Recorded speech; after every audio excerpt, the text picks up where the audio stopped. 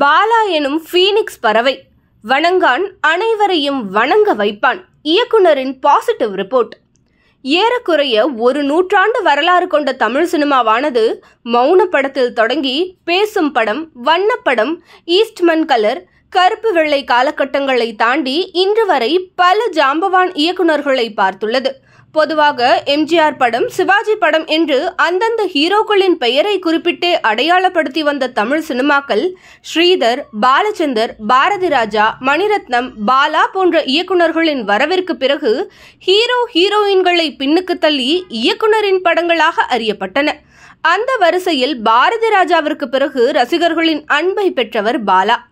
சேது என்ற படத்தின் மூலம் தமிழ் திரையுலகின் ஒட்டுமொத்த ஃபார்முலாவையும் புரட்டி போட்ட இவர் தமிழ் சினிமாவில் தடம் பதித்து ஏறக்குறைய 25 ஆண்டுகள் ஆனாலும் இதுவரை 9 படங்களை மட்டுமே இயக்கியுள்ளார். அவற்றில் சேது, பிதாமகன், நந்தா, நான் கடவுள் உள்ளிட்ட படங்கள் காலம் கடந்தும் நிற்பவை.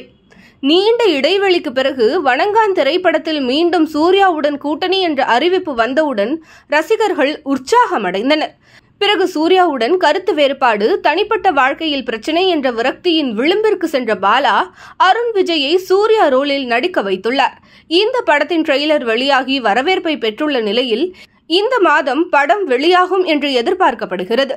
படத்தை பார்த்த தயாரிப்பாளர் சுரேஷ் காமாட்சி தனது முகநூல் பக்கத்தில், பாலா இயக்கிய வணங்கான் படத்தை பார்த்து நெகிழ்ச்சியாக இருக்கிறேன், வாயடைந்து போய்விட்டேன், அருண் விஜயின் நடிப்பு அபாரம், ஒட்டுமொத்த படக்குழுவுக்கும் எனது வாழ்த்துக்கள், பாலா மீண்டும் ஒருமுறை தன்னை யார் என்று நிரூபித்து விட்டார், லவ் யூ பாலா அண்ணா என்று நெகிழ்ச்சியோடு குறிப்பிட்டுள்ளார்.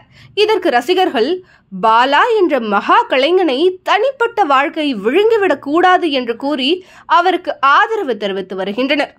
நாமும் வணங்கான் திரைப்படம் அனைவரையும் வணங்க வைக்கும் என நம்புவோம்.